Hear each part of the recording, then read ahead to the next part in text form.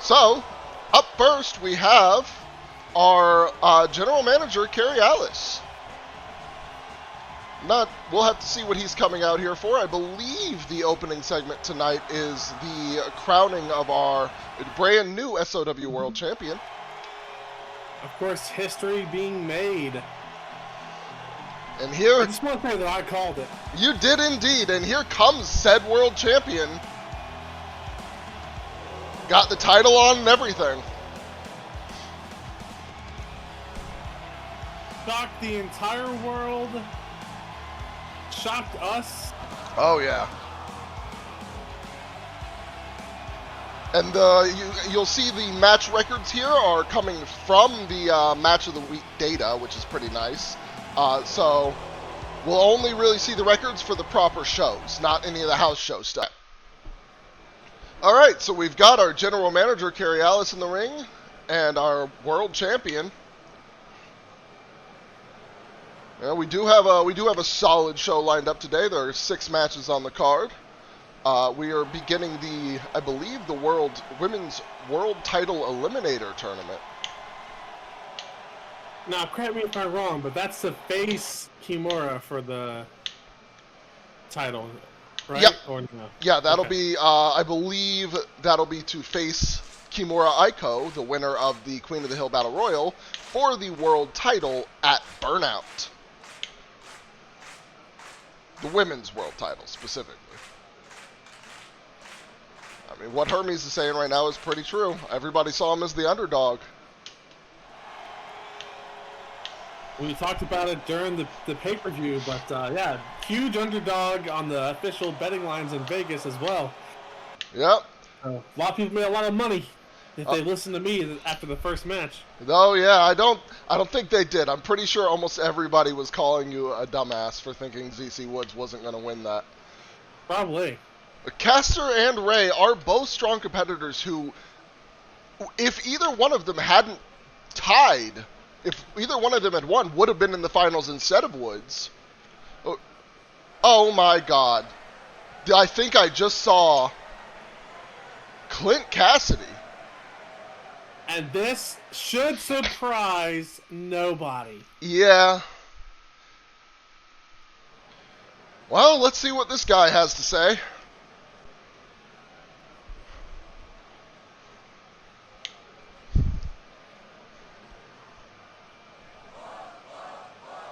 He's got a point. I mean, he's pinned Clint twice. Dude, does Clint really have a say in the title scene at this point? He might not have a say in the rankings, but he definitely has his own personal feelings that he has to deal with. Yeah.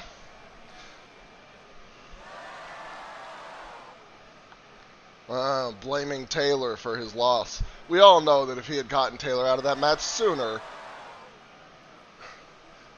I mean... Yeah, I think I said it until I was blue in the face. The logic that Clint showed in that match was the reason why he's not standing here as the world champion. I got to agree. I mean, again, like, yes, the curb stomps probably put a bit of a damper on his plans, but I got to agree with the champ. I mean, that's just an excuse. Oh my God. Who's coming? Is that? It's Woods! What? I mean, Woods would be the logical #1 contender. I mean, he was in the titles match. He had the highest argument for being in a title shot, but he also lost against Hermes. Convincingly against Hermes. Yeah. I think I would have to disagree. I think, if anything, Woods is probably at the back of the line right now. I'd give it to Clint before I'd give it to Woods. Yeah, I mean, I gotta agree with Clint. Exactly. 10 minutes is, he got his butt whooped.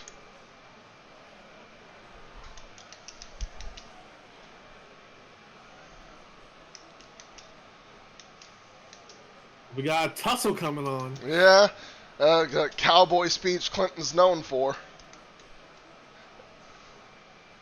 Oh? What's our general manager thinking?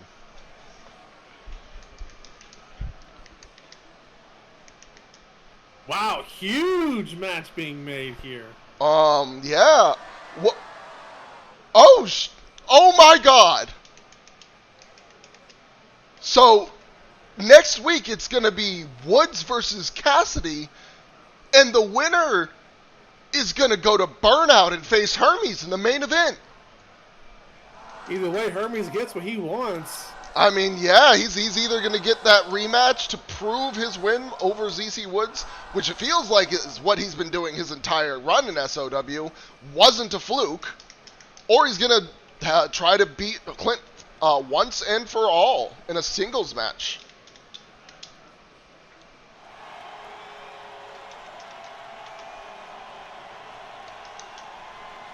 The fans really seem to be quite behind Hermes now.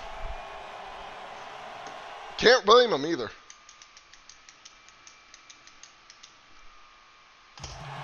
All right, this is one of the big attractions tonight. Our newest signee, Meiji Kaito, is going to have his SOW debut match. Shocking the world with his announcement at Rev Your Engine. He is here, and you know that 0-0-0 record is going to probably quickly turn into a 1-0. I got to agree. I mean, his opponent, Taikyo Ryu, he is a big man, strong, but with his performance in the Grand Prix, I don't think he holds a candle to Meiji Kaito. And of course, while it looks like we have things set up for who's going to be the #1 contender for Burnout, if you're Hermes, you still have to be paying attention to this match because it's only a matter of time, assuming you can make it through Burnout as World Champion, that you can see you're probably a future contender. Oh, absolutely. I mean, if you make it through, the match at Burnout and you're still the champion, Meiji has got to be on your radar as someone to look out for.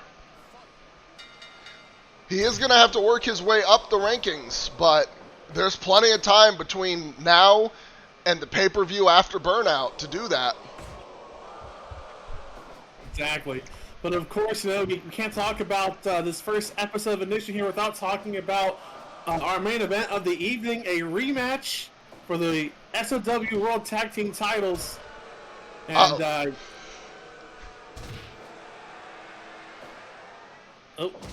yeah. So I had technical issues here, but of course that's what we've come to expect. Yeah, it's still some of our stuff is still a little new, kinks to work out, but it's all good. As you were saying, it's a rematch between Moment for Life and the Dark Crusade to decide once again, once and for all, who our tag team champions are.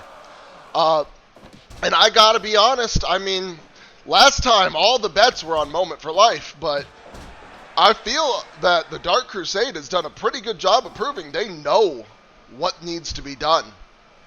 They definitely silenced a lot of doubters. Oh. Speaking of trying to silence doubters, huge suplex to the outside, but Yeah. it doesn't look like it had a lasting effect. No, Meiji's right back up. But this, I mean, the opening of this match has been all Taikyo. He's been in control. Looks like Meiji's trying to change that now. Daggering him just for a moment, but then takes a huge uppercut, Irish whip into the ropes. And now another big suplex, but countered. Big knee to the head. This is very much Taikyo Ryu's match right now. Meiji gets him in a quick takeover headlock. Trying to slow down that momentum. Of course, you know, as much of a successful Japanese star he was, this is a completely different company for Keiji, and that can lead to some struggles early on, which we're kind of seeing here. But yeah, these not are a huge uppercut to the corner. These are all younger wrestlers who he's not really faced before, so he's probably going to take some time to get used to their in-ring styles. Big elbow drop. Oh, into a headlock with an arm trapped. Massive side suplex. And a giant swing, too. Taikyo Ryu is saying that he is not here to play. Looking to make up for his poor performance previously, and right now he's doing just that. He was successful on Rev Your Engines in that makeshift tag team, trios team with Kastor, Liechten, and Al Markley. But other than that, he's really not had much success here in SOW. Going 1-3 in the Grand Prix. Definitely not a record that you're going to write home about. But right now, he's still in control, even taking that shot to the knee, a second shot to the knee. And a rapid dragon screw. Really working that knee here, but so far, not enough damage dealt still. Yeah, Meiji is starting to work his way back in, but he's going to need a little more. Oh, a dragon screw from the top. That looked vicious. That could be it. That could be the moment, the move that Meiji is looking for. Oh, a figure four. Locked right in. But does not seem to be much difficulty in getting out. Still needs to keep working those legs if he's going to go for those kind of submission holds. Taking a moment to catch his breath. Oh my god. We have a stealing of the rapid dragon screw from just a moment ago. Two low drop kicks right into the screw. It's a smart move from Taikyo to use not a finisher, but just one of his signature maneuvers against him. And now we have, clearly, Taikyo right back in control with a giant swing. We could be seeing another big upset here in SOW early on. And you know that Taikyo is eating it up right now. The thought of spoiling the in-ring debut of Meiji Kaito in SOW, I mean, that put him right back on the map. I would legitimately mean quite a lot for his career. But Kaito is not a man who gives in easy. Oh my god! Oh, the bloody Sunday! Could it be Taikyo Ryu going for the upset? Oh no, 2.9. Yeah, not quite enough. Takedown into an arm lock.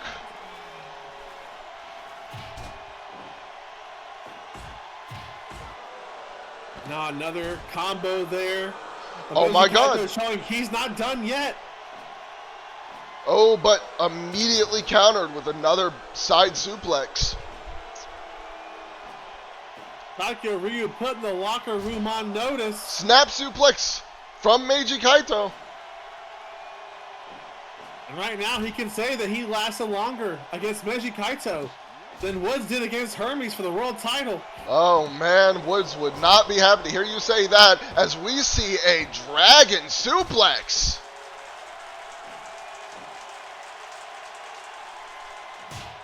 Big slap. Goodness, you could feel that from here. And then an elbow stamp to the neck. Meiji Kaito still feeling himself. He doesn't think he's out of this match at all. No, he's pretty confident, it seems. I'm not sure what exactly he's thinking, but oh my goodness. A whipping dragon suplex.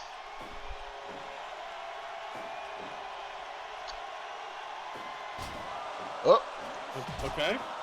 Big Enzuguri trying to take this momentum back. He's got to start following up on some of these moves right now. A thrown straight to the outside. Yeah, looks like Ryu getting a chance to catch his breath, and that's not what you want to do for Meiji Kaito. Do not let him recover from the little offense you've put together these last few minutes. Yeah, for sure. I mean, realistically, you need to keep the pressure on a big man like this. The more you tire him out, the better this match is going to go for you. Now a single slap in will take him down, but another dragon screw. And that leg, you have to wonder, there has to be concerns about it coming out of this match because he is now a figure four again. Yep, we got another figure four locked right in. He's not able to seem to move to get to the ropes, but he gets out of the hold anyways. Oh my god, a second bloody Sunday. This could be it. That is a it massive would be very move. fitting for a huge upset to kick us off now. Oh my god! Meiji Kaito is just made of different stuff. He's not called the Golden Star of Japan for nothing. You know that this is getting in the head of Taikyo Ryu. Now, 2 finishers not enough. Yeah, I mean, put this man away. Both of those Bloody Sundays are major moves that have actually won Taikyo matches in the past. Even here in SOW, he managed to win a match with that same maneuver. And the action going to the outside, big kick, but not enough to knock Taikyo Ryu down. He's still standing. Yep. I would like to point out that the count rules have changed since Rev Your Engines. We now host at a 10 count, so this could be dangerous if they don't return to the ring soon, but they get in at a 7. They can hear your commentary from here, and they said, wait a minute, this man's spitting. And now kick straight out of the ring! Those drop kicks, Meiji is well known for them. But unable to capitalize once again. Kind of the story of this match is yet another giant swing. Yeah, I mean, Ryu seems very adamant on those swings. They have to be getting a lot of blood to Meiji's head. He's got to be getting tired. And then he goes for another dragon screw. Oh my God. This has to be it. This has to be it. Capitalize. Taikyo Ryu's got to capitalize. No, he couldn't. He couldn't capitalize. He was too tired. Sundays. Another ground dragon screw. And another figure 4 with his back to the ropes. And that does it. Wow, what a match. Meiji Kaito proving why he is one of our top prospects.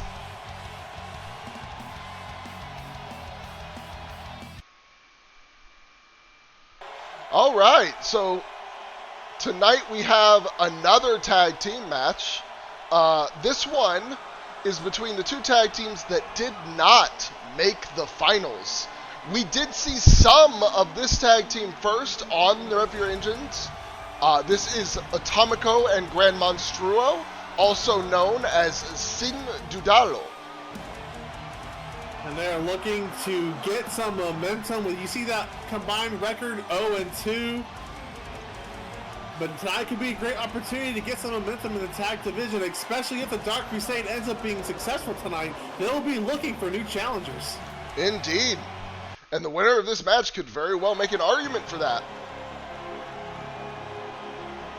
But here come the 2 who beat Sin Dudarlo in the tournament and gave Dark Crusade one of their hardest matches before Moment for Life.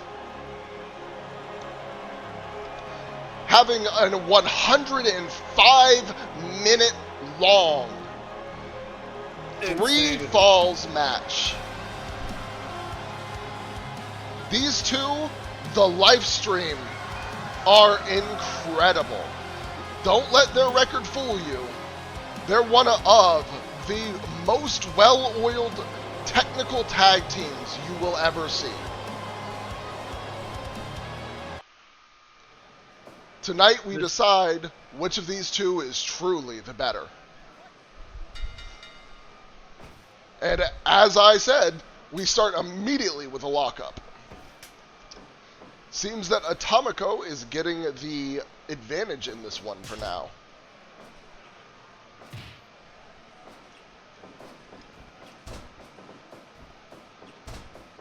Some very smart wrestling, tiring Atomico out. And those ropes are not forgiving, as Not everyone knows. Not at all. Ooh, right back into them. And another dive, but Atomico counters.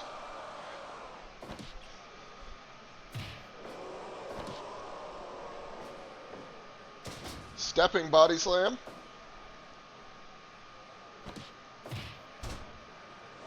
Tagging Seiji in.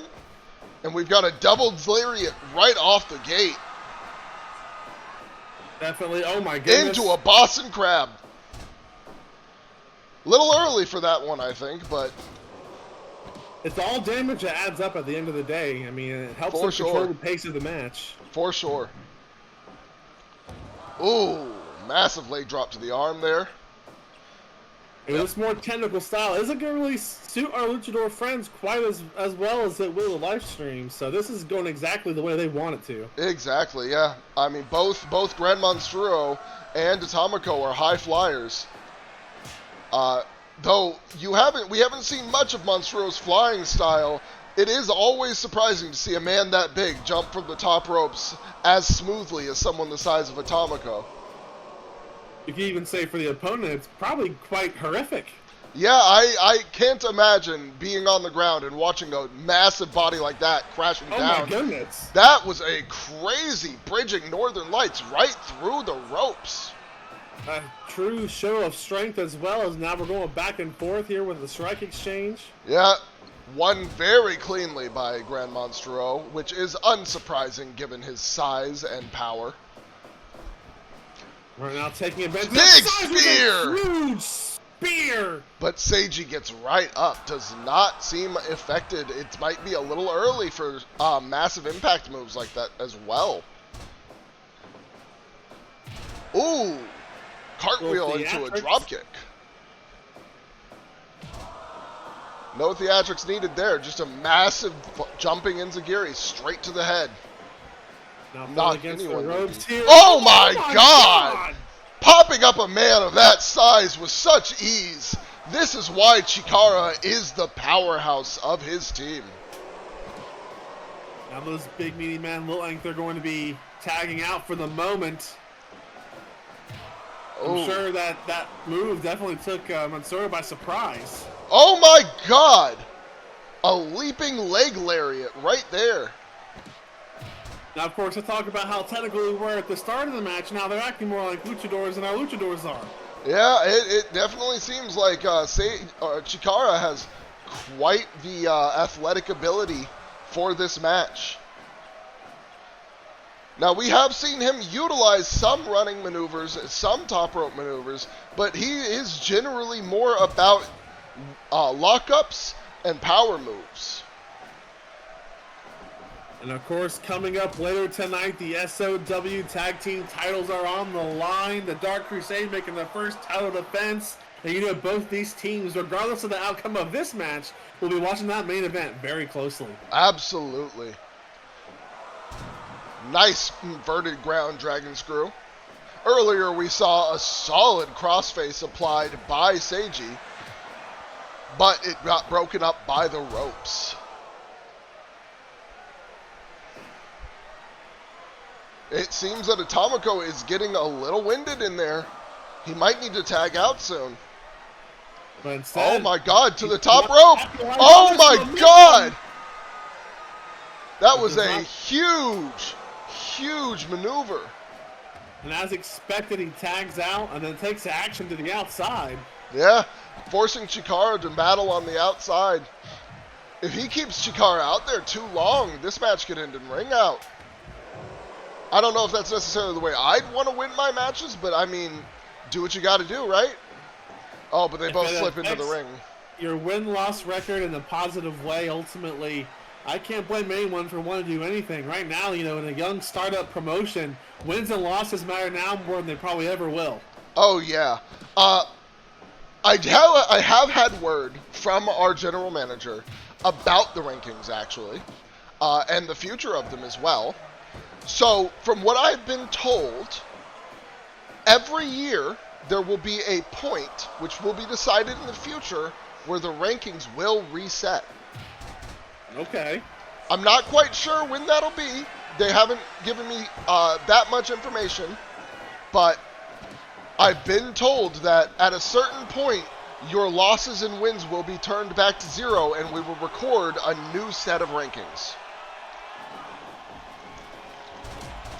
That's really good for the talent because, you know, the life of a pro wrestler, you're going to have ups and downs. Not every year is going to be your year.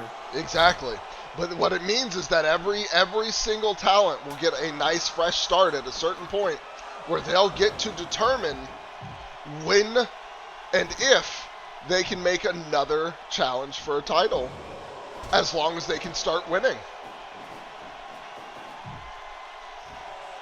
Oh, a massive maneuver straight from the top, but it doesn't end the match. Not enough for the win, but enough to make you think it was going to happen. Oh, yeah.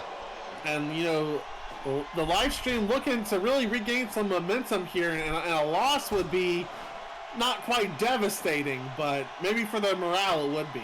Yeah, I agree. I mean, it is quite interesting to see how the Lifestream, nice kick to break that pin up, how the Lifestream is trying so hard. Oh my God, that super kick!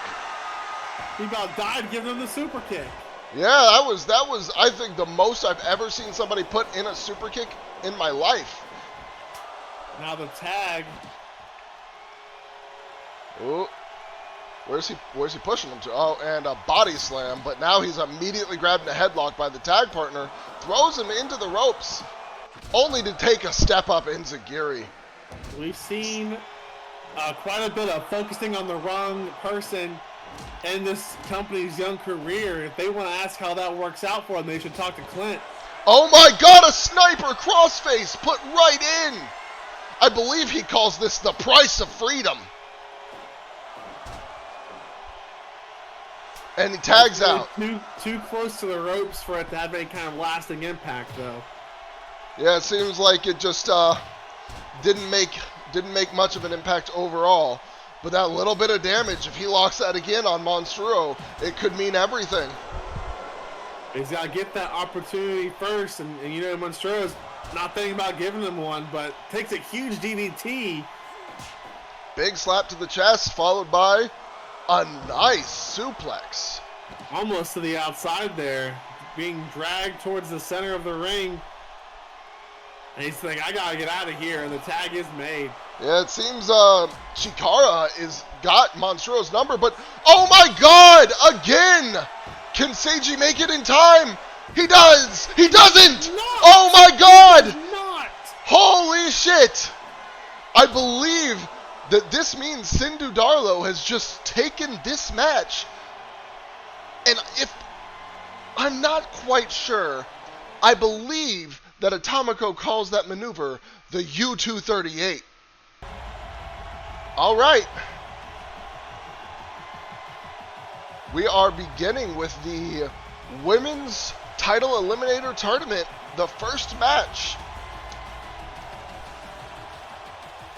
If you can explain for the folks at home this tournament setup, is it a traditional bracket style, or are we looking at a round robin situation? What kind of tournament do we got going on here? So, because Burnout is only in about 4 weeks, this is just a simple, single elimination tournament. You get one shot, and you're out. So on her way to the ring here, Aliah made a huge impression at Rev Your Engines, ultimately being the first person eliminated in that amazing four-way match that I believe was match of the night. Now she's looking to bounce back in this tournament. And here comes the woman who eliminated her. Now, this woman, I mean, what an impact. Sure, she didn't win. She came in third, but it was not a distant third. No, it was not. And you know, though, that loss hanging on both these women's shoulders. And for the one who loses here, whether it's Eve or Aliah, you have to question what could be next for them. Falling to 0-2 in this division early on is not ideal. No, we do have some more signings. We have one that is confirmed for tonight to be as a part of the second Eliminator match that's going to be airing tonight. And then next week we have an additional 4 who will all be debuting as part of the tournament. But even still, that's only a grand total of 9 women. And if you're 0-2 in a division with 9 women, you're not looking good. It's just you're already wanting that ranking reset to happen. Mm-hmm. Because that means every loss puts you further and further behind everyone who has even just one win. Yeah, to go into a third match in SOW and essentially for it to be must win, I mean, that's just a situation that both these women want to avoid, but unfortunately one of them will be facing it. Exactly. It's one step closer to facing Kimura after her amazing victory on pay-per-view. I've got to say, that was almost like a bell ringer with how close they were getting. It was still a minute and a half to go, but I don't know if that glowing finale hadn't finished the match there. If Bia had kicked out, I don't think we would have had a winner. I think we would have just had to have Bia versus Kimura at Burnout.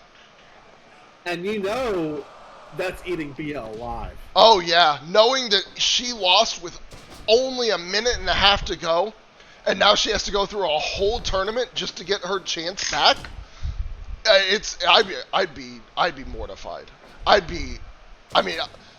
feel sorry for who's going to be facing her tonight, because they're going to be up against a bitch that they have never seen before.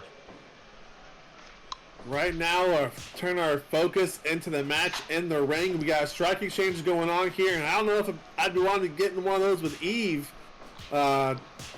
She's pretty powerful in her own right. Oh yeah, Eve and Aliah Pope are both strong, but Eve is a little more of a striker than Aliah. Aliah has a lot more in terms of lifting power, whereas Eve, she originally was training to be a boxer, if I'm remembering correctly.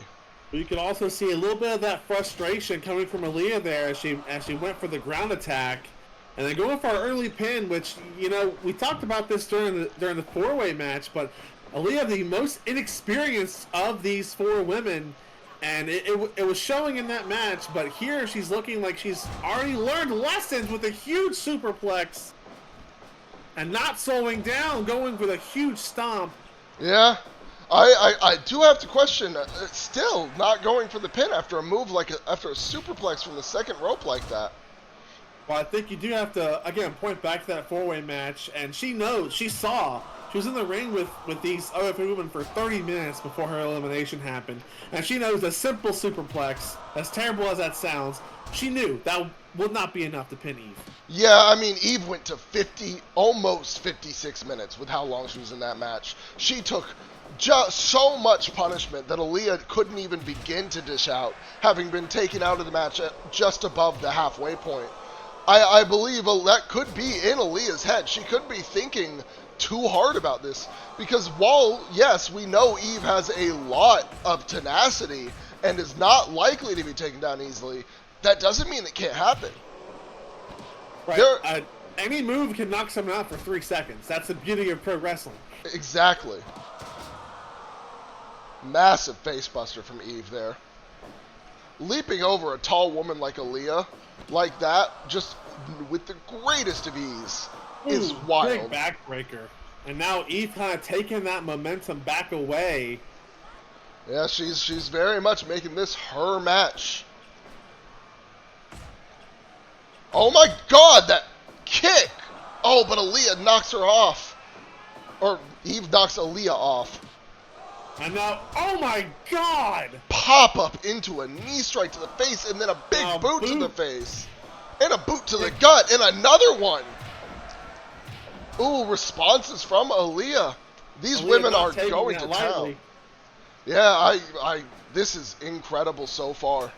These two women. Big spike DDT. Oh yeah. I don't know if I would be taking the time to pose here. Oh my god!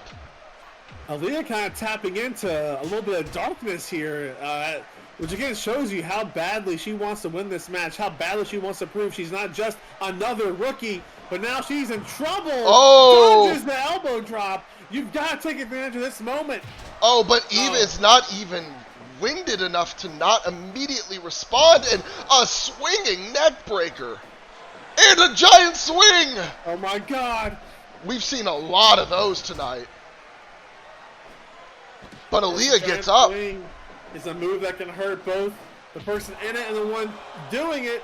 Yeah, I mean, you're spinning yourself. Even though there's more blood rushing to the person being swung, you're still going to be dizzy after a move like that. Big fall-away slam.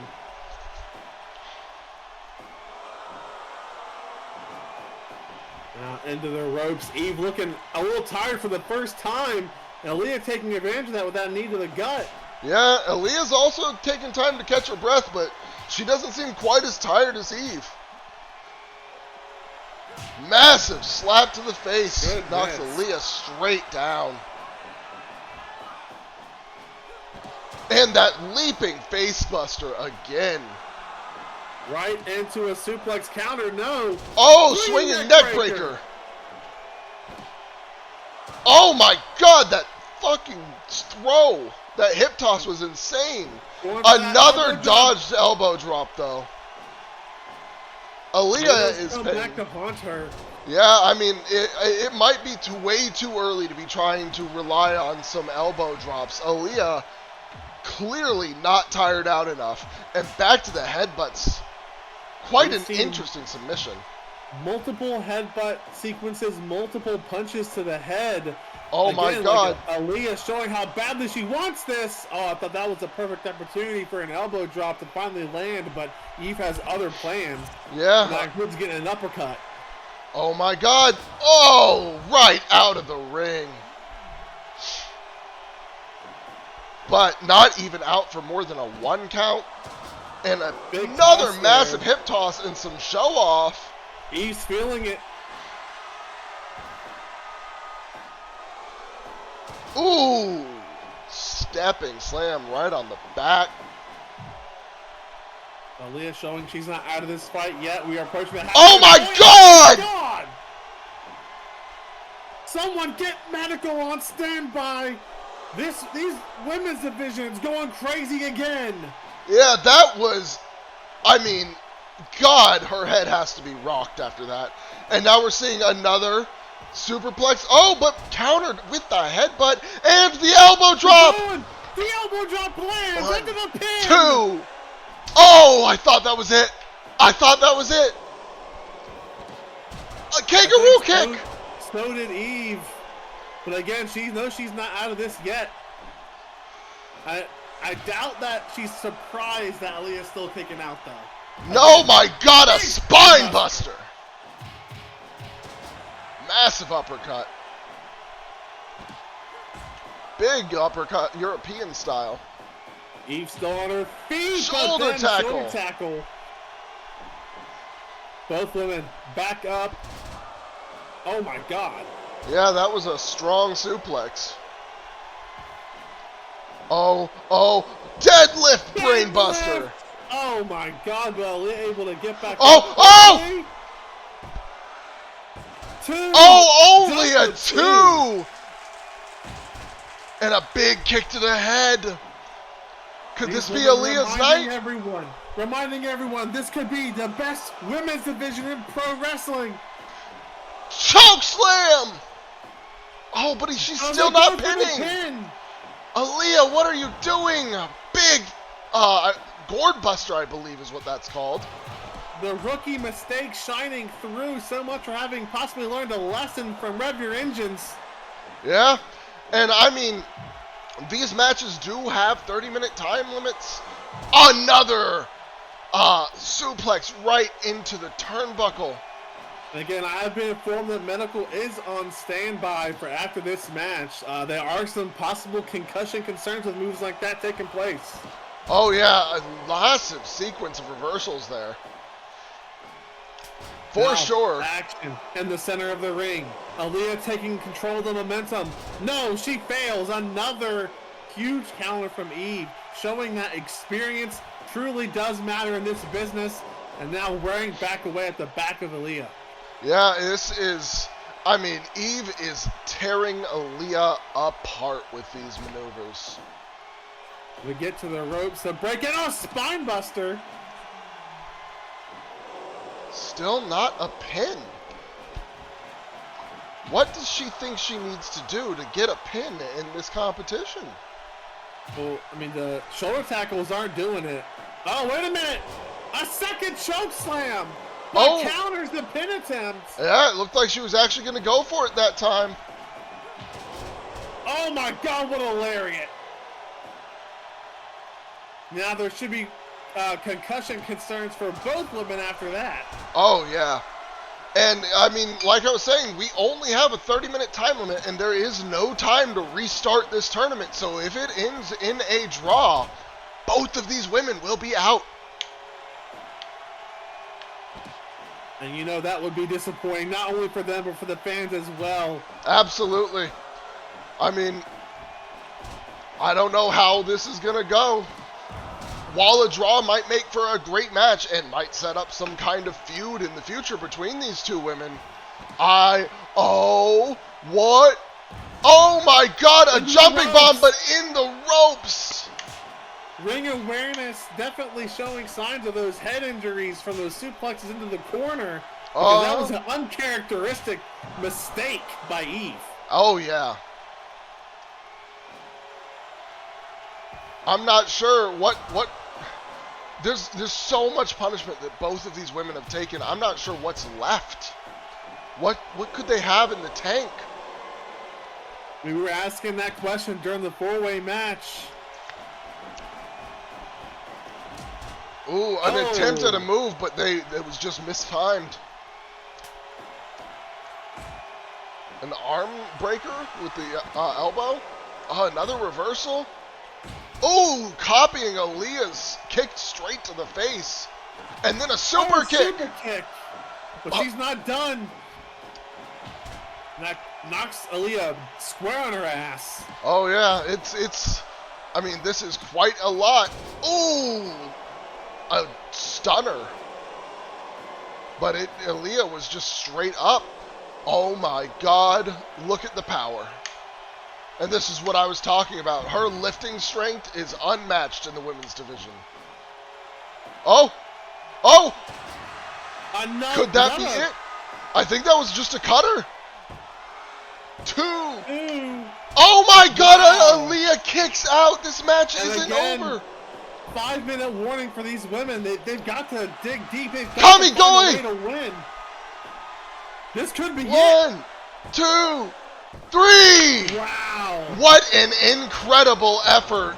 Massive splits jump, by the way, from Aliah this time. But once again, it seems that not going for those pinfalls. All it did was give Eve time to get back in the match. Oh. Okay, so we have, it appears, Kick-Ass Sharpe coming out. This is his theme. He's definitely got some explaining to do. Yeah. I believe this is because we missed their entrances on the pay-per-view. Oh no, we saw this one. It was the trios match where we missed the entrances. So this is our second time seeing Kick-Ass Sharpe walk his way to the arena. For a guy who calls himself 6 stars, that 0-3 record's sticking out like a sore thumb right now. Yeah, I mean, he claims that he was given that nickname on the Indies, but he has not done a whole lot to show through how good he can be.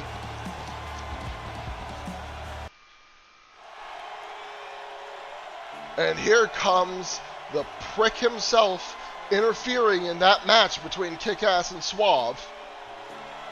I probably shouldn't talk so much shit. If it wasn't for our, at the time, soon-to-be future world champion, who knows what would have happened there? Oh, for sure. Now, this is the Don's first time making a proper entrance. And you are hearing his music, which I believe is a remix of the Godfather theme. Not sure how we got that one approved. Our legal team's fantastic at what they do. I guess so. 2-2 record standing out here. That's a potential future contender. I can't disagree. Oh, this part we can skip. That's nobody, literally. Oh, nice. Well, we definitely are wanting to learn more about this apparent alliance. Yeah, for sure.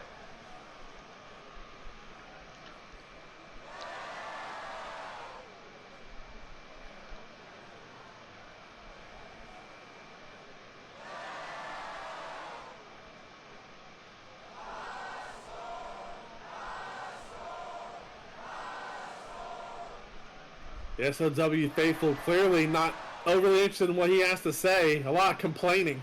Yeah, I mean, look, we get that you didn't make the card. The Don didn't make the card. He was a 6-0. He didn't really have a place for the general manager to put him in. Suave Jackson and Kick-Ass Sharpe had a legitimate reason to have a match on that card. They were at the bottom of the barrel, and they needed to decide which of the two would truly be the bottom rankings. Marco's position in the rankings was pretty hard set. Who is he talking about? There's no way he's talking about... Oh my god. That is not wise. He's complaining about Meiji Kaito getting a segment. He was in the ring for like 3 minutes tops. He announced his signing, and that was it. Oh, and now he's mad about Taikyo Ryu being in the trios match instead of him. Look, Marco, if we had put you in the trios match, the Twitter would have been on our ass because we had a German in that match, we had a Japanese man in that match, and you're Italian. Would not have made for a good mixture. Let's just be honest here.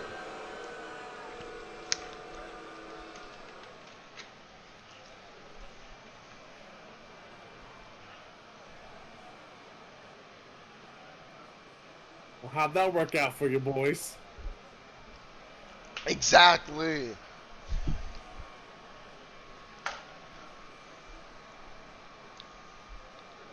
A list. A list. Somebody has been watching too much. What was that? 2017 WWE? Something like that. Oh, now so Kick-Ass wants a match with Suave, and the Don wants a match with Meiji. Oh, and they think they're gonna come for the World Champion too. Well, I guess we can say for sure now, Kick-Ass and the Don are aligned. All right, folks. Oh, I know what's going on. I was thrown off for a moment there, I'll be completely honest with you. I didn't expect to see Grand Monstruo out here again. But it seems to me like this is not Dudarlo returning, as they're not walking the ring. They're here to support this man in his singles match. This match upcoming is Eliminator Guerra versus Kastor Liechten. They didn't actually get involved in the decision of their trios match on the pay-per-view at Rev Your Engines.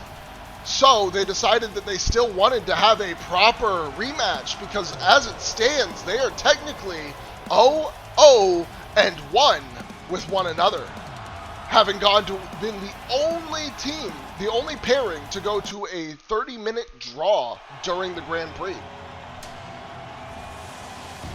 And here comes the man. A lot to settle. Who is the better man? Who is that? Al Markley, I recognize. He was there in the trio. Kastor had brought him in time for that match. But who is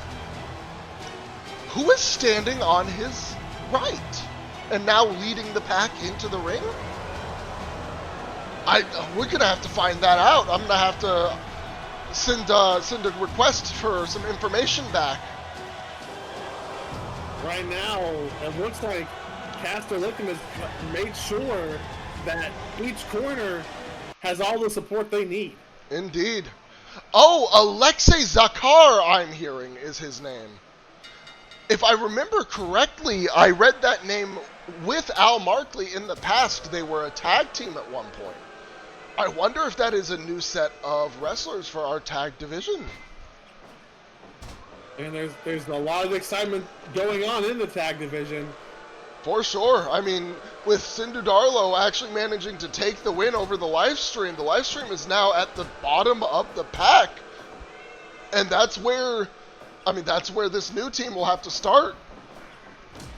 So we might get a match between the Lifestream and, if those two are tag wrestlers, them coming up sometime in the next week or so. I'll have to hear from the general manager on that And it seems my cat has decided to join us. Nice 3-man commentary booth now. Indeed. Always gotta love when your kitty comes to see you. As long as he's not biting. Yeah, Kastor, I mean, these two put on a 30-minute banger last time they were in the ring together. In a singles match. And, no. I mean, I don't know if we're going to see... Go ahead. No, I was going to ask, did we hear what the time is for this match? I may have missed the graphic come up on the screen here. So. 60 minutes. They decided that they were going to allow this one to go for a full 60 minutes if necessary. Because they want a true winner this time. Now, I don't know if they'll make 30 minutes last time, like last time. I mean, there was a lot more on the line in that tournament than there is in this match. This match, the winner will go up in the rankings, but that doesn't necessarily guarantee them the next shot at the title. I mean, after all, Trent Taylor still technically has a better record than both of them, even if one of them wins this match. And we now know, again, from the start of the show as well, that regardless, none of the men in the ring right now are an equation for Burnout. Exactly. Burnout's main event is going to be decided tomorrow. Or not tomorrow, sorry, next week. And do be sure to tune in. These will be premiering every Thursday at 3 p.m. Eastern Time. You don't want to miss a minute of the action, so go ahead and make sure you hit that subscribe button. Why not give the video a thumbs up as well? Maybe hit the little bell icon. Yep, get notifications turned on so you know when we're premiering and know when the new episodes are put up. And as well, the replay for Rev Your Engines, by the time this recording comes out, will already be live, having premiered the night before at 3 p.m. So if you haven't watched that replay, go back and check it out. There are plenty of great matches on the show. You owe yourself to go watch that Women's Fatal 4-Way if you haven't seen it. Indeed. I mean, what a match that was. And what a match this has already started to be. We're seeing Kastor in his best. This is how he managed to go from that first round loss against the Don, which was an insane upset, to dominating every other opponent he faced. The only man he couldn't break is the man in the ring with him right now. He's still showing some incredible resiliency to take on this onslaught and maintain some kind of semblance of momentum. I mean, 2 backflips in a row. This guy, he's showing he is not remotely tired. But here's a bear hug. Kastor is... Every maneuver from Kastor has to hurt. He is a mat wrestler. He's one of the greatest mat wrestling geniuses we've seen in this industry.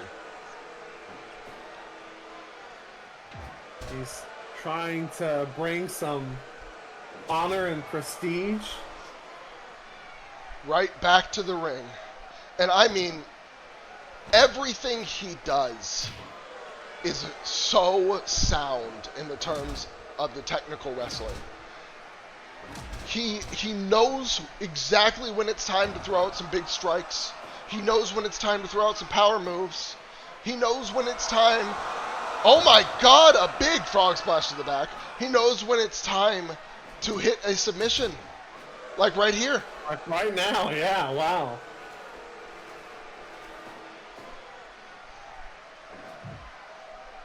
The man is not one who runs often, but when he does, it's always for a massive strike like that dropkick attempt there. And now we've got a pin attempt. Simply a 2 count there.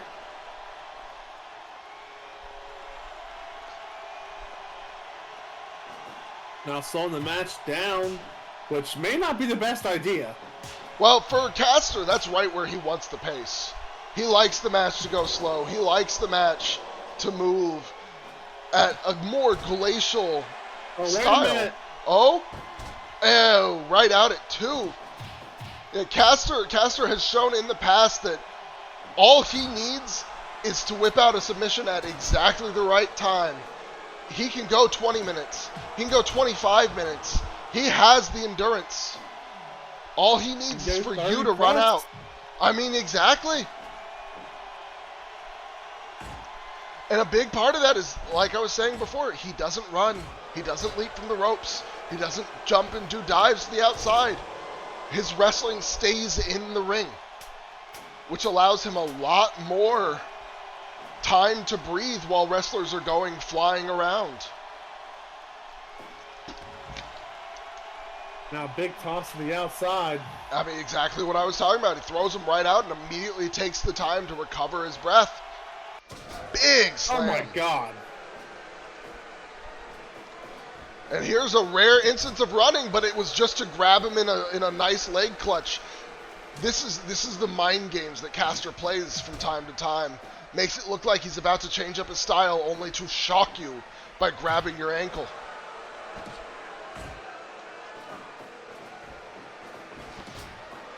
And oh again, my goodness, what a transition. Exactly. The ropes right there to break things up, but right now, I mean, Kastor's in complete and total control of this match. Yeah, and this is a lot of what we saw. I mean, Kastor had control, but Guerra just would not give in. No matter what Kastor did, Guerra was right there, getting right out, refusing to tap, getting back up, refusing to be pinned. Right into a double leg Boston Crab. And far away from the ropes, but Guerra manages to break out. Now, big drop kick to the outside. This could be a momentum changer for Guerra. Yeah, I mean, he's taking the time to recover his breath, to try and catch up. And it looks like he's getting some momentum back with some shoulder butts. Oh, a leaping cutter! And he's going for the pin. Oh, I thought that was it. I was about to scream. But now, it's almost as if Kastor was saying I was toying with him. I let him do it. Yeah, I mean... Immediately right back to an onslaught of offense. Oh my God, yeah, it's so hard to vote against this man. I still don't know how the Don beat him. Like, I can only imagine he got lucky and knocked him out for just a little too long with one of those punches, one of those kicks. And now, big... I believe that was a double knee drop. Okay, I wasn't sure. It's all right. Those can be hard to tell from time to time. Sometimes they do those moves at weird angles and the camera just doesn't catch it quite right. And here we go with this bear hug. And then he throws him straight back.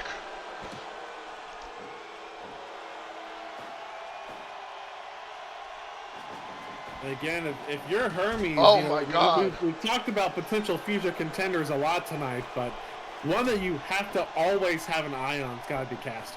Oh yeah, he is a man who could devastate you. Especially, I mean, let's be honest, Hermes is a small man. He, I believe, weighs 140 pounds. He's 5'7". He's short. He's not very hefty. And Kastor is a massive man, standing at 6 foot, I think, 3 and 270 pounds. And with the power to back it up. That's I mean, look at that. Power on full display. I mean, just outright disrespectful. Jesus! Enough to secure the win. Yeah, I mean, he knew he was at the ropes. Kastor is too smart to not know that, but he didn't care. He was just trying. Oh! Hydrangania! He's just trying to put some hurt on his opponent. Yes, it's about inflicting damage right now.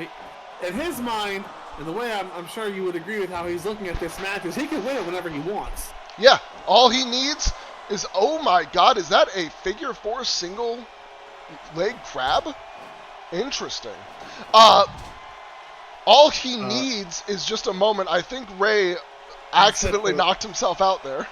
I think he did. I think he hit the ref. Yeah. And the ref, I mean, we have a pretty strong ref in the ring. John Huber, who has been one of our main refs this entire time. He used to be a wrestler, but he transitioned to refereeing after an injury. However, he's still quite a big man. He has not skipped any workouts. That core is still just as strong as when he was a wrestler. Yeah, that was a strong, right in the middle of the ring with that half Boston Crab.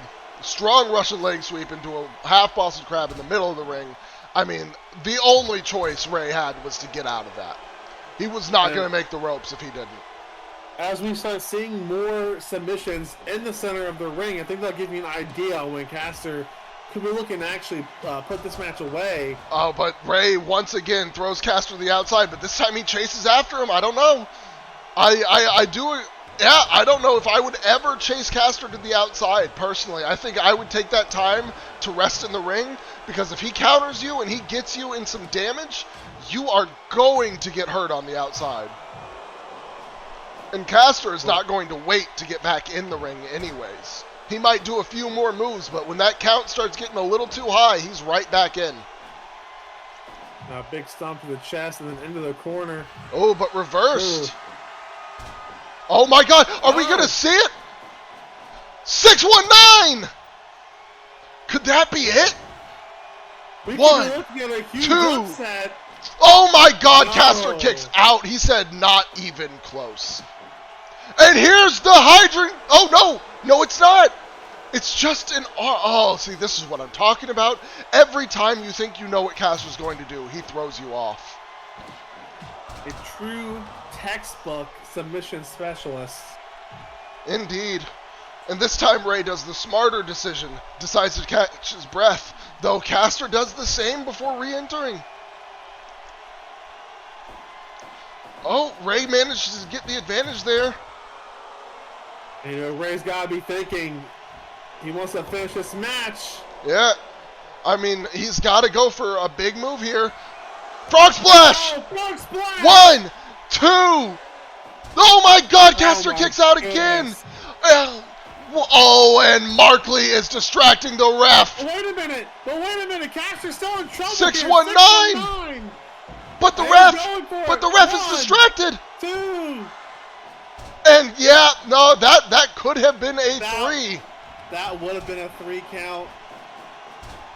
Yeah, it looks like Kastor's stablemates are already making the difference. And now we've got Alexei doing the same thing. Now there's an arm bar applied, but it's near the ropes. Near the ropes. Oh, but the ref couldn't see it. Ray had to get out. So much fighting spirit. I mean, this is exactly what we saw in the Grand Prix. These two, neither one would give in. Oh my God. Oh my God! This could be it. Into the pin. No! Are you kidding me? What is it gonna take to put Kastor Liechten down? You're gonna have to kill this man. Oh, and a huge slap to the skull. Headlock, but reversed into an Irish whip, but Kastor just stops the momentum. Oh, he's going for another one! But his feet are in the ropes. Can he... Okay, he's going to drag him out. He's dragging him out. What? Are you going for a splash? No, it's just a knee. Why aren't you pinning? Oh, no. That not pinning there might have been a big mistake. And now we've got some swaps right into the corner.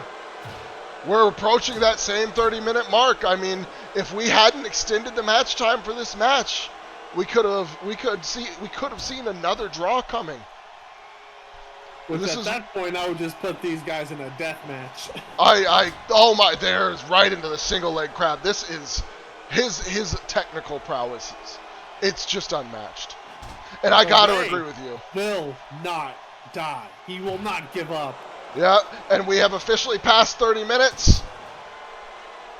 This match is still going, proving that Grand Prix was not a fluke for either of these two men. Clearly a early great rivalry being born here in SOW, because I can tell you right now, that regardless of the outcome of this match, I want to see another one. I have to agree. This is one of the greatest performances. I mean, these two are flawless in their matchup. This might be one of the best matchups in the company. They clearly bring out the best in each other. Both men struggling to get to their feet. Non-stop action for almost 32 minutes. You've got to feel it in the air. The finish is coming soon. These men have almost nothing left to give.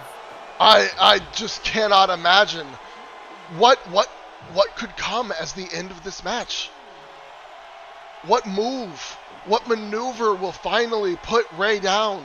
What maneuver will finally make Kastor stay down for 3 seconds? What could these two pull out? Yeah, the only move I think for finisher-wise from Ray that we have not seen is the Art de Guerra. And Kastor, I mean, he hasn't thrown out any of his power bombs. Oh, Frog Splash! Frog Splash! Oh, and it's still not enough!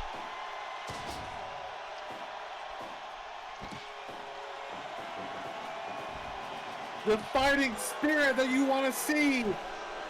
This on is display. This is SOW, baby. Oh my God, yes. This is everything we wanted with this company. The big stomp to the nuts. I mean, it's a nice drop kick to the chest.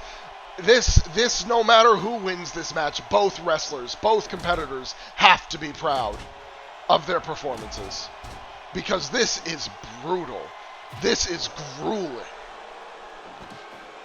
And there's just no way this doesn't have it. Is that guillotine? Yeah, I mean, again, Kastor's, his knowledge of submission holds is unmatched. Oh my, get off the ropes! The ref distracted. But it's like these two don't even care. I mean, they're in their own world right now. 35 minutes of just trying to prove who is the better wrestler.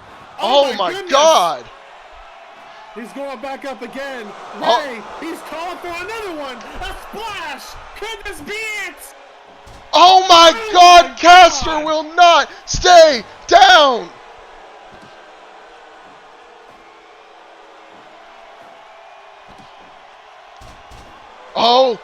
Oh my God! That arm bar again.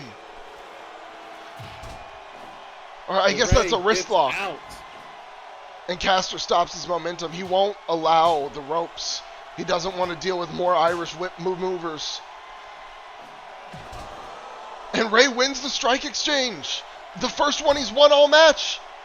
I think Ray's finally wearing down. No, a huge attack on the arm there. That could change momentum. Oh, can the ref get these guys out of here?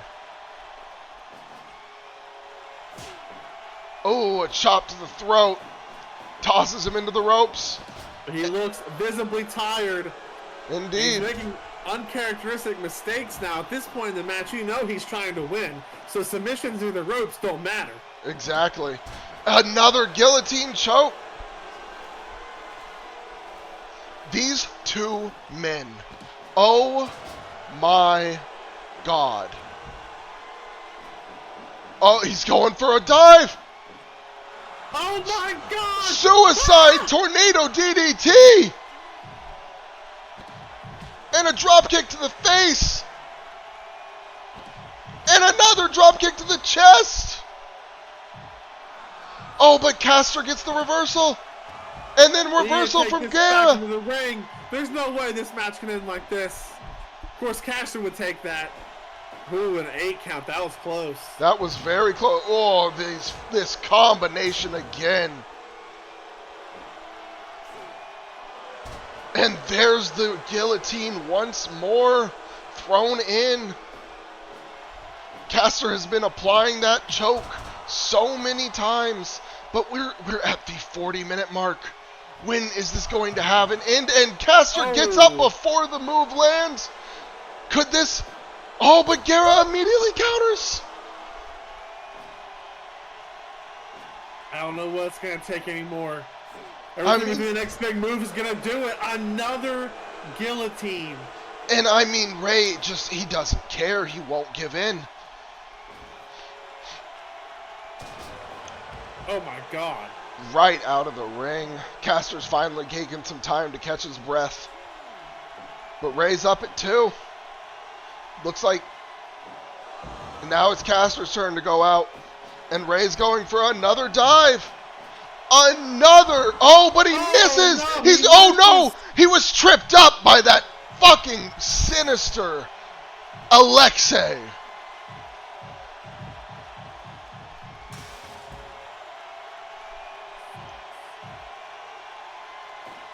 Kastor gets right back in the ring.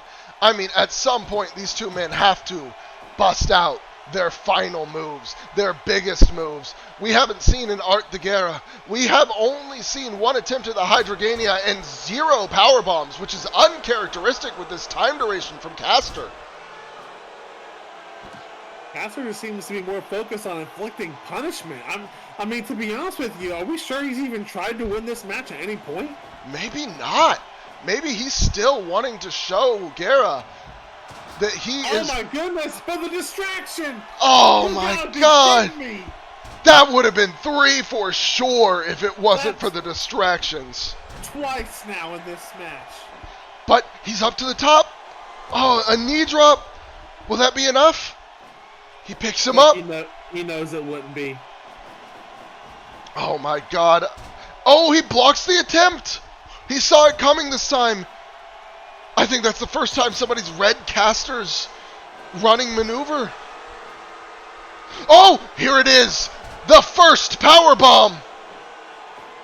But he doesn't go for any additionals. He just picks him right up. I think Ray was going to give him the opportunity anyway. Man, I don't know what it's going to take.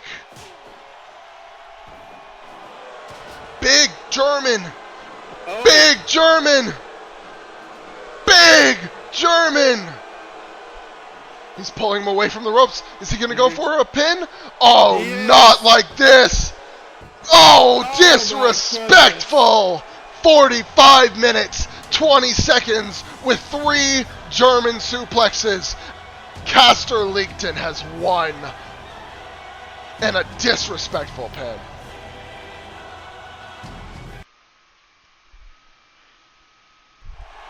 All right, this is the 3rd match in the Women's Eliminator, and entering first, the woman who went the longest in the Queen of the Hill without winning, the one who barely lost, and took out Eve Moreau, don't forget, with her bitchmaker finisher, #bitch, Bea Quinn.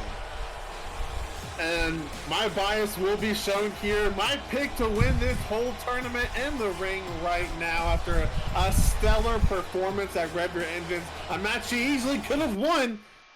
Oh, yeah. Now, you know she's mad about having to fight and claw her way back up for a title shot. Wait a minute. Is this who we signed? Now, I don't know if you know, but this was Kimura Aiko's biggest tag partner in Japan, Hoshina Kimiko, the Wildflower. Well, you already know that's going to make it feel personal for Bea Quinn. Oh, yeah. I mean, this is a matchup that has actually never gone in Kimiko's favor. Bea has, in every time that they have faced each other, Bea has managed to tear Kimiko's head off with that lariat. That bitchmaker lariat. And she's starting off with control of the offense here, but quickly loses control of that. Thanks to a rope rebound maneuver there, another headlock takedown. Yep. Now, I'm not quite sure. I know a good bit of, and there's the nose boop. Bea Quinn's still not taking her seriously. She knows she's beaten this woman time and time again. But I have to say, I don't actually remember much from much from Kimiko's time in Japan. I saw a few of the matches. I believe she is known for her slaps specifically. Let's see if that works out in her favor. She gets booped for the second time, and the mind games already riling her up. Yeah, I mean, nobody can stand Bia Quinn's stupid nose boops, and she clearly is not taking Kimiko seriously at all. Now, I'm looking it up on our cage match database right now. This series is currently 4-0 in favor of Bea. Oh my god.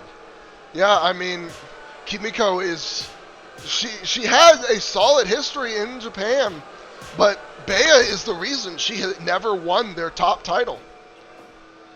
Now, on the flip side of things, in tag team action, Kimiko is 2-0. Yeah, I mean, when you have... A lot of people have said that with Kimura Aiko as her partner, Kimiko can't lose.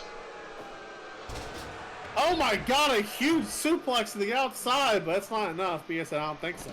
Yeah, Bea is mostly unaffected, just completely gets right back up and walks right back in the ring. These two are going back and forth. Yeah, that was a solid counter to the set of maneuvers that Bea hit her with. Of course, as we saw earlier, Eve picking up a huge win to move on in this tournament. Indeed, and now Bea's looking to do the same. Kimiko's looking to do the same. But I gotta be honest with you, the history very much... Oh my god, that maneuver. Drop kick and the kip up. Yeah, the history favors Bea Quinn in this matchup. Both in and out of SOW. Of course, I talked to Bea Quinn's representative earlier. Of course, she will not speak to me directly because she doesn't speak to any of the commentators. Apparently very frustrated by the fact that she's having to go through this tournament. Believes that she should have had a fast pass to the title match at Burnout. Yeah, I mean, I can't completely disagree with that sentiment. It was ultimately up to our GM to decide that. And he has decided that there will be the tournament, as that was the original plan. Big DDT there. And we'll just have to see if Bea can make her way through the tournament to get the match she believes she deserves. Well, God help the women's division as a whole if she gets upset at any point here. She will go on a rampage. Yeah, I cannot imagine the anger in her eyes if she doesn't win this tournament, if she doesn't make it to Burnout, if she isn't there against her lifelong rival for that women's title. Because you know that she wants more than anything to be the inaugural SOW Women's Champion. She believes it's her destiny. She believes this company was made with her in mind. Not the case, but again, that's the kind of ego that you have to be a successful professional wrestler. And I mean, it is why she calls herself that hashtag bitch.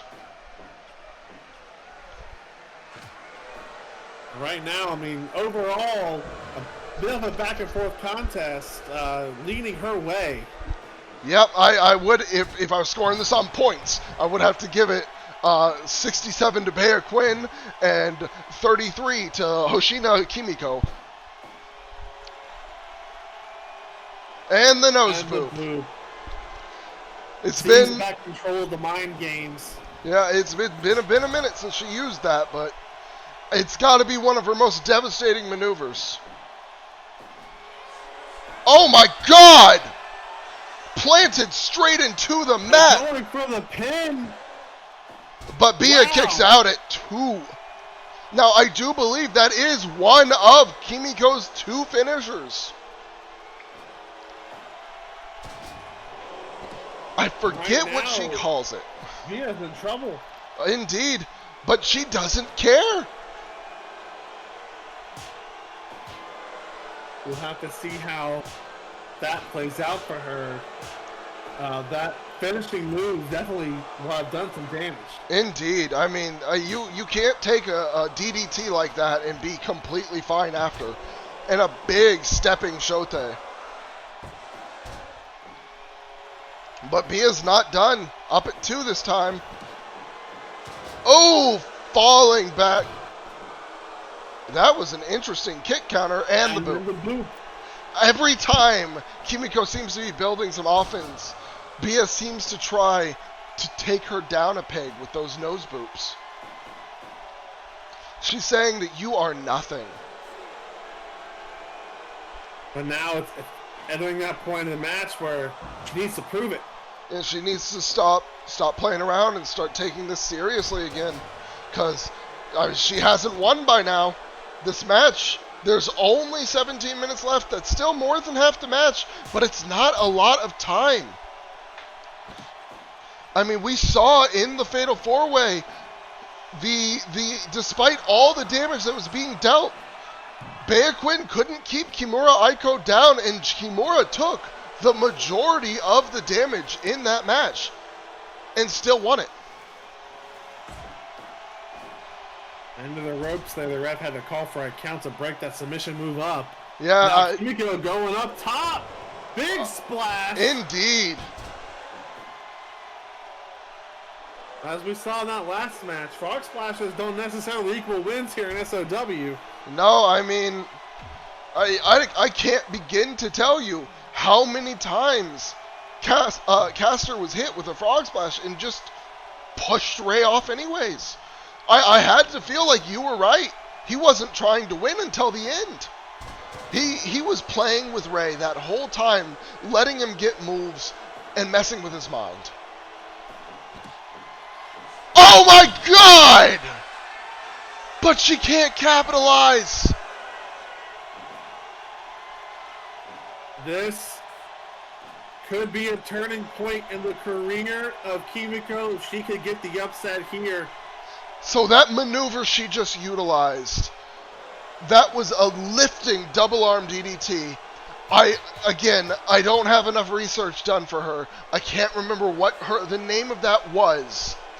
But that is her main finisher. So for it to be unable to capitalize after delivering a move like that, it's got to be devastating. That goes to show the damage, not only psychological but physical, like with that elbow drop that Bia has inflicted on her.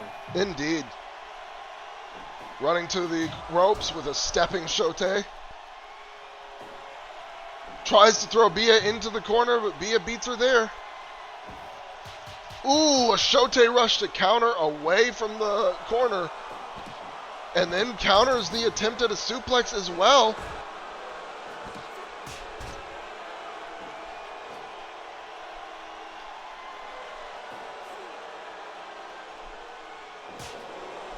And as we're approaching 20 minutes, I would like to remind everyone at home that in the case of a draw, the match will not, neither competitor will be allowed to advance.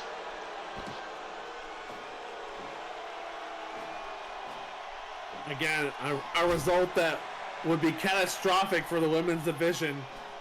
4 new signings expected next week, and I wouldn't be shocked if Bia doesn't make it past this match, that all 4 women would be in danger. I cannot imagine Bia would be remotely happy about being taken out of the tournament solely because Kimiko wouldn't stay down for the 3. We are approaching the 20-minute mark. You've got to start thinking endgame here. Indeed. Pinfall, submission, whatever it takes, doesn't matter. You got to get it done. Do not send yourself home. That's got to be the goal of both of these women. Indeed. Big frog splash. 1, and the 2. Ropes. Interesting decision by the referee there to go ahead and count that pin. So what I've been told is if you do a maneuver from the ropes to somebody who is in the ropes, the rope break may not be considered, and you might just have to kick out.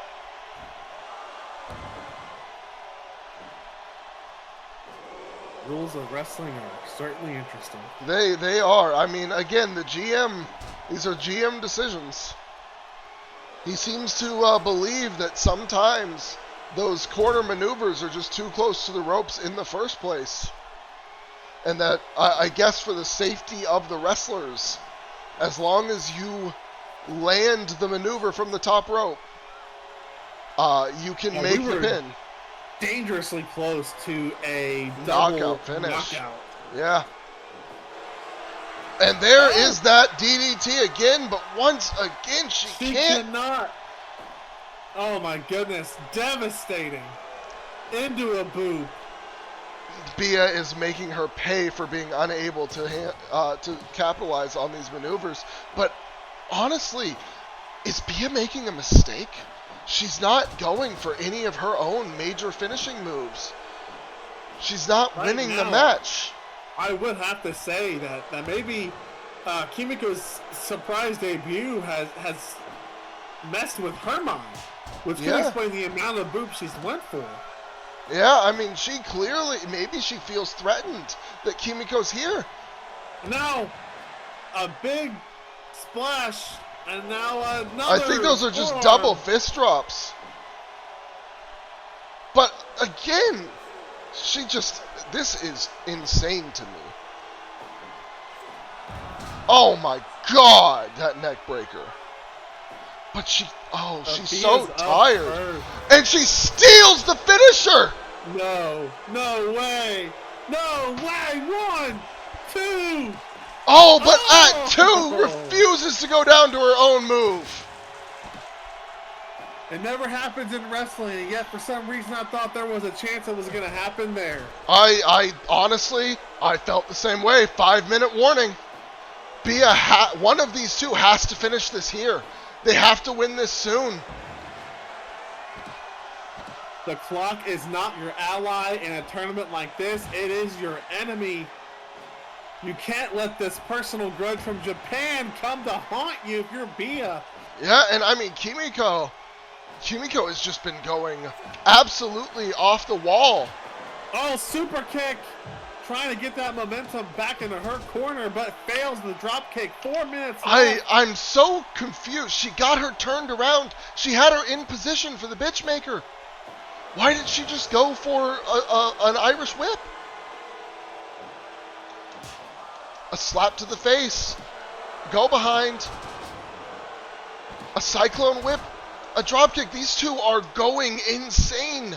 Neither one can take the edge. We are entering the 3-minute warning.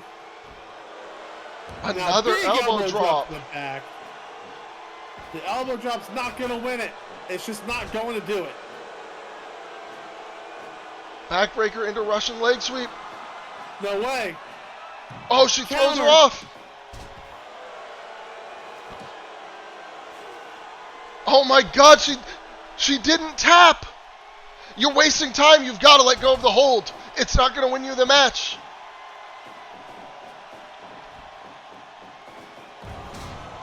A big spinning power slam. Less than 2 minutes left. I'm very worried that we're going to see a no result here.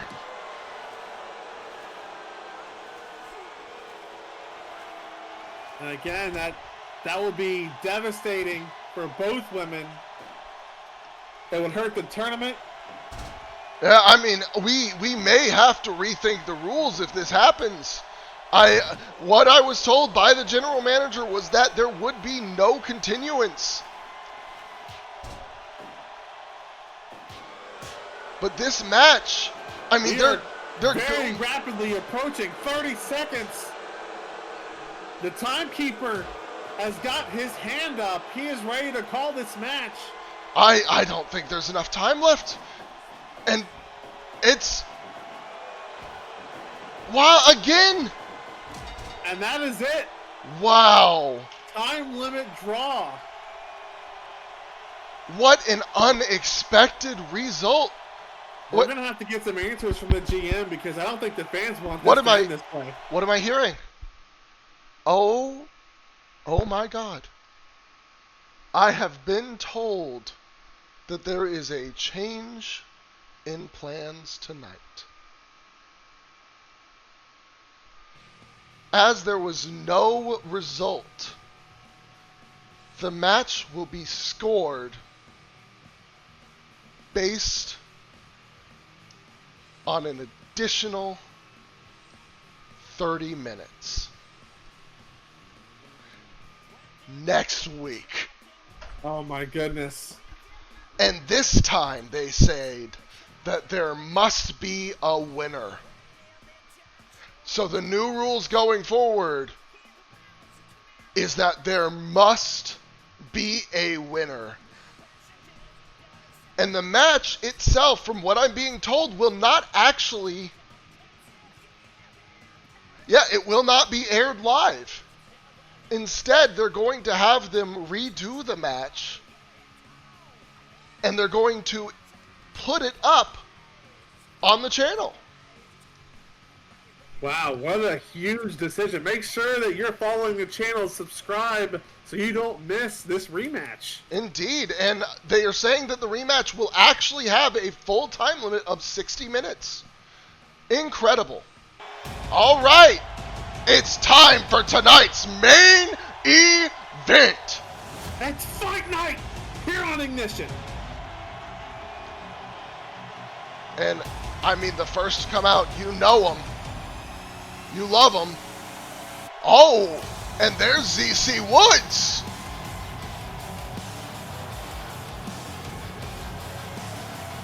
Oh, my God. They have decided enough is enough. The Phantom is here.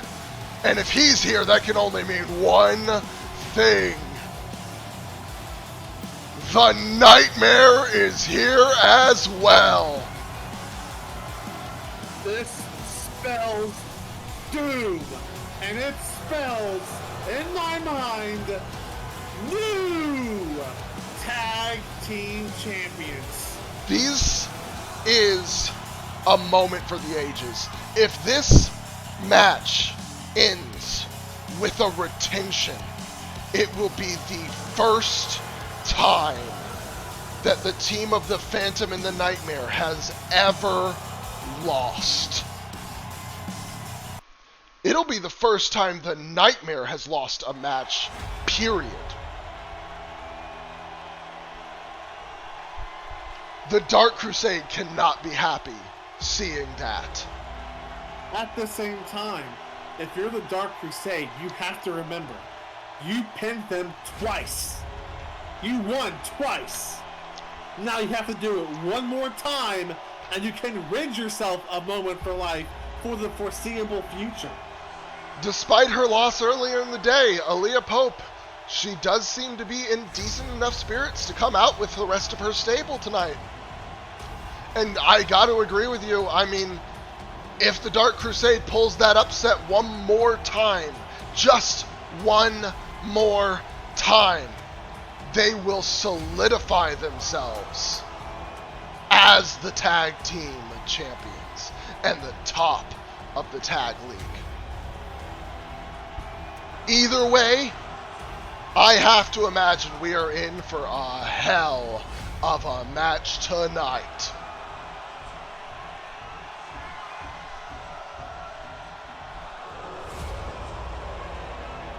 Big fight field here. The SOW faithful been waiting all night for this one in a night full of banger matches, draws, 45-minute beatdown and onslaughts. I haven't heard the crowd as loud as I have all night for this match right here. Indeed. They are excited. They are ready. Now you've got to wonder, we saw ZC Woods come out. We saw interference in the last match where somebody came out. Could this be a problem tonight for the Dark Crusade? Definitely in the back of their minds. Early on here, not where you want to be. Yeah, right in the wrong corner, facing off against the Nightmare. He's managing to hold his own, though. We know that both Byron Mitchell and the Nightmare have a history of wrestling quite a while before tagging out, but the Nightmare uncharacteristically choosing to tag out right away. I guess he decided that in this moment, in this time, it's best to conserve his energy. After all, it was his mandible claw that was getting them through the tournament in the first place. And again, the two pinfall, or not pinfall, but two losses in general from Rev Your Engines in the back of their minds for sure. Not wanting to make the same mistakes again. I can see frequent tags being the strategy that they enforce the challenges. Indeed.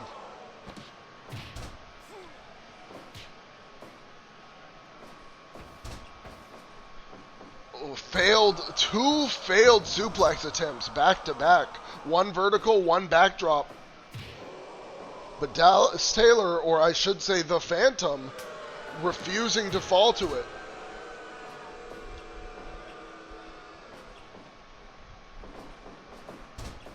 And Tony Lee whips the Nightmare right away. He's trying to keep himself together here. But, I mean, in the face of these monsters, how do you keep it up? How do you hold yourself together and fight? You know their history, you know their records, you know what they're capable of. It's got to be messing with your head. Definitely insane levels of psychological warfare that you would only expect from Moment for Life. They are unparalleled, unmatched, and of course, in this form, unbeaten. Indeed. Now, I have been told that if Moment for Life fails to retain here, despite their record, or not retain, sorry, fails to win here, despite their record, they will go to the back of the line. And the same goes for the Dark Crusade if they fail to retain here. They That's will surprising fall. for the Dark Crusade. I feel like that's almost a harsh decision, but I get it. I understand it. Yeah. So the reason I was given for the decision was the Dark Crusade did come from the lower bracket. They had originally lost to the Moment for Life in a best 2 out of 3 falls, and they didn't even win a fall during that first series, having lost 0-2. So, if they were to lose here, it would be 3 losses against Moment for Life with only 4 losses, actually, with only 2 wins. That would be enough in the commissioner, general manager's mind to simply tell them, no, you have to rework your way back up. But the same logic, again, goes for... Oh, and Woods is getting involved. As I knew he would. That's not what you want to see. This should be a disqualification. It should be, but... The ref instead focused on the 10 count. Yeah, I think I can't completely disagree with the decision. I personally wouldn't want this match ending in DQ. I want to see a pinfall or submission. It definitely should have a winner, but by the rules of wrestling, Moment for Life is very lucky right now because that should have been a disqualification. Oh my God! Tag champs retained. Just a Cerberus suplex at 9 minutes in the middle of the ring? But wisely, the Nightmare goes into the ropes. Yeah, I mean, the Nightmare was not the legal man anyway, so he was already forced to tag out. And the Phantom was being dealt with by Tony Lee at the same time there. But the Dark Crusade, I mean, they're proving why they're tag champions right now. They're still taking it to these guys, even in their alternate forms here. Exactly. I mean, at the very least, it looks like neither of them are that concerned with what they're facing. They've decided that they just have to win. Maybe they were expecting to see these faces of Moment for Life to come out. I mean, it was probably insulting to a degree that they weren't used to the pay-per-view in the first place. If you're Dark Crusade, you're like, look, this is for 2 out of 3 falls, tag titles on the line, and you don't even come at us at full power. Yeah, I mean, I got to agree with you. Ooh, but that big jumping face buster, jumping pedigree. But not even a 1 count due to the immediate interference here. From the Lucilius, Byron Mitchell. Oh, Tony has the nightmare on the top, but he gets headbutted right down. Oh, a splash miscommunication. Little bit of, yeah. Byron trying to get back to his corner, taking his time.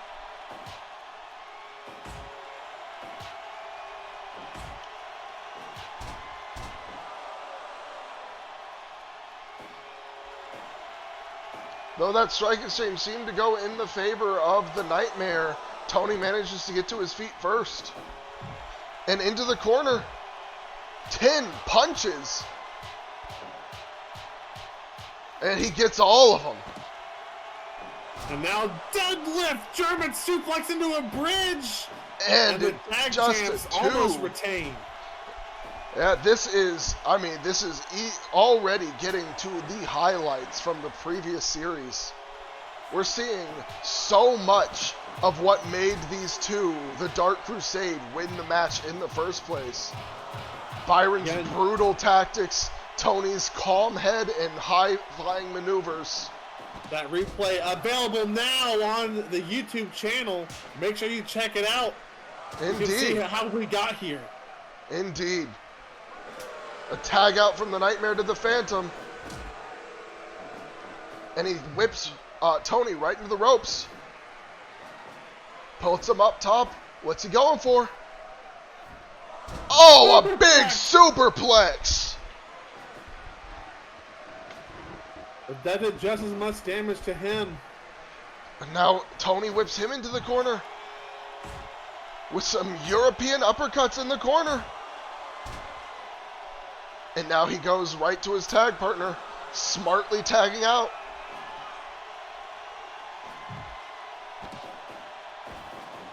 The Nightmare getting involved. Everyone getting involved. The ref needs to get some decorum and some control back in here. Oh, no. Are we going to see it? It's coast to coast! To coast! But he doesn't go for the pin.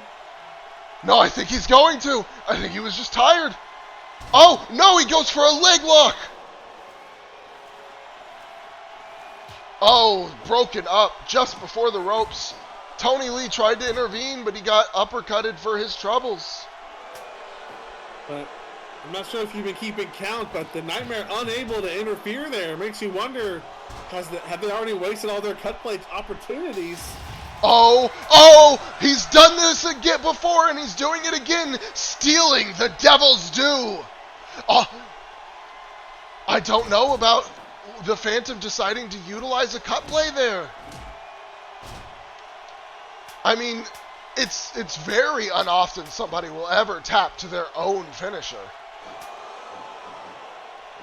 That's just how much faith he had that they were about to become the tag team champions. I guess so. He wanted to make sure Tony didn't interfere, but Tony knew better. He knew he didn't need to bother. Either that or he's out of cut play attempts. At this point in the match, it could be either one. Oh, we've got a corner grapple and a bear hug into a guillotine leg drop from the top rope. Of course, this match already delivering exactly what we expected to see. Big super kick, spins him around. He's got. Oh my God! A massive arm slam. But the pin is broken up. Yep. Not even a minutia. Clearly, plenty of cut play to go.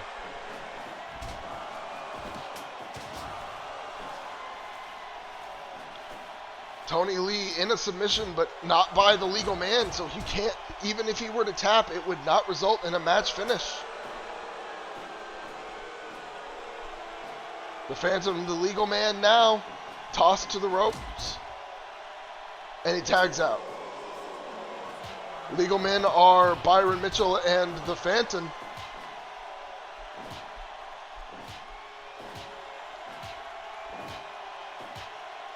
Like, you've got to wonder, how does the Phantom get his beard all gray in preparation for this match. I mean, we saw it just a few days ago. It was a nice shiny brown. You would call it black magic, but I think gray magic might be more apropos here. Fair enough. And another double team maneuver attempt stopped by Byron. Oh, but he's thrown to the outside, and ZC Woods jumps on the opportunity. But Byron isn't having it. The shoulder butts to the arm.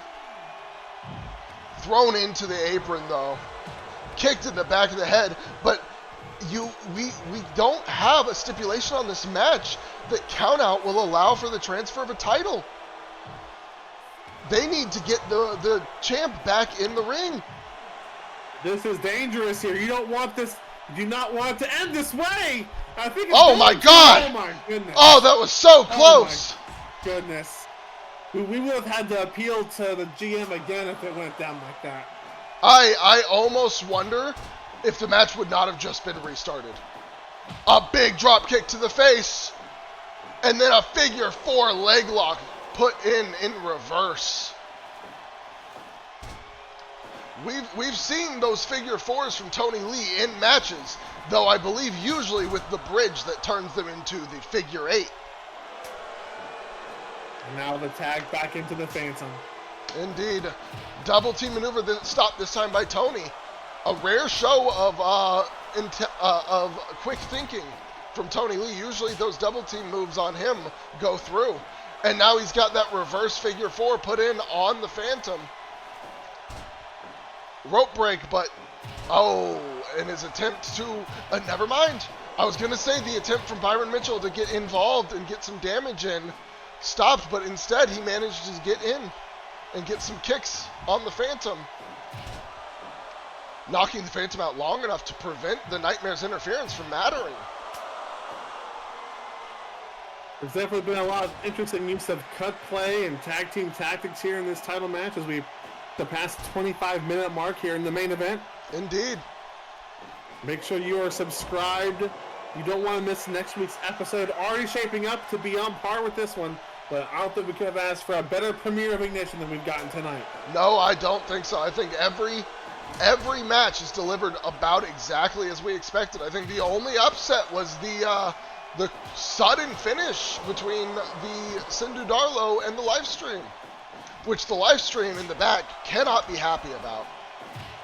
No, definitely not. And of course, that match and this one having direct, huge implications on the tag team division and their rankings and how things could be building up. Indeed. I mean, I will say, I can't imagine that at Burnout that the Dark Crusade and Moment for Life will be running a 4th match. But we could still see the Lifestream make it in, as they will not be at the back if the Dark Crusade retains, nor if they lose their titles. And we still have a new tag team potentially in the division. Tag team division, the women's division, the heavyweight division, all kinds of drama all over the place. This is SOW, baby. Indeed. Flash! And I have been told, by the way, that Burnout has another special event match happening that will be determined based on the rankings who will be involved. It'll be the first time the rankings will have a direct determination on a title match. Though I haven't been told yet what title it's for. Now I know it can't be for any of, as far as I know, either the men's world title or the women's world title, because both of those have a determinating factor already. But could it be for the tag belts? Could it be for something new? Maybe. I mean, currently this company only has 2 belts in rotation and a 3rd belt guaranteed on the way. We could also see a 4th title come into play. No guarantees yet, though. Right now we are approaching the halfway point of our time limit here as we hit 30 minutes. Indeed. And honestly, I still thought this match could go either way.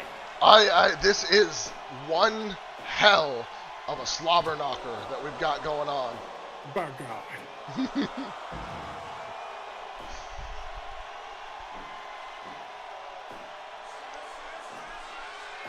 Oh, nice reversal from Byron. But immediately reversed by the Phantom as well. And I mean, you're seeing the tenacity that these alternate personas bring. Neither Bray as the Nightmare or Dallas as the Phantom have remotely backed down. If anything, they've gotten more aggressive. Yeah. If possible. Exactly. I mean, it's incredible to see how ruthless they're becoming. Even though it seems that the Dark Crusade is equally ruthless. Oh! Oh my God, the Dreamcatcher on Byron to prevent the interference, but Tony manages to win it with that splash from the top. Holy shit. I think that the Phantom made a mistake. I think he was too busy trying to prevent Byron from interfering. He didn't notice that the Nightmare was in trouble. All right, so that was our show. Thank you for attending the inaugural episode of Ignition. I mean, once again, our women blew the card out of the water. Honestly, we may have to consider in the future having the women be the main event if they're going to keep performing the way they've been performing. They've definitely proven so far that they are deserving of that position, and that's exciting for the future of SOW.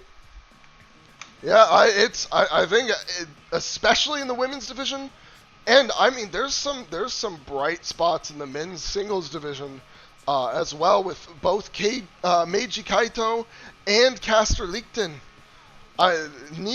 Both of them. I mean, they may end up having a match together at some point.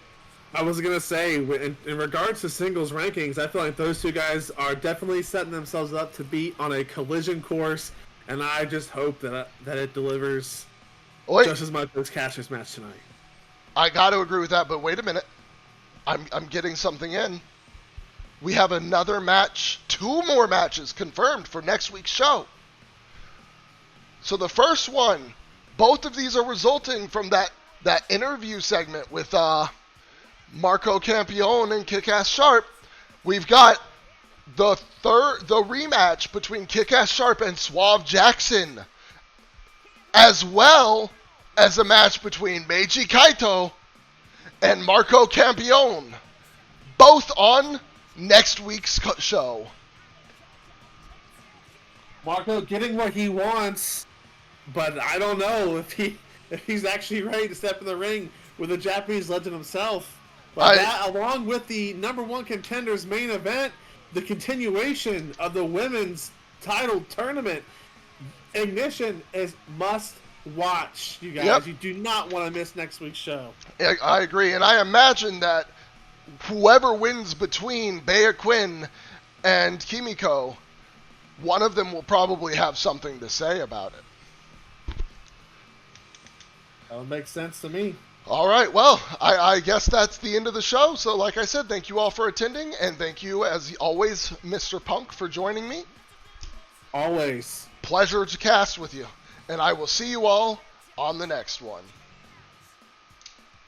All right, now we're good. I'm going to stop recording now. All right.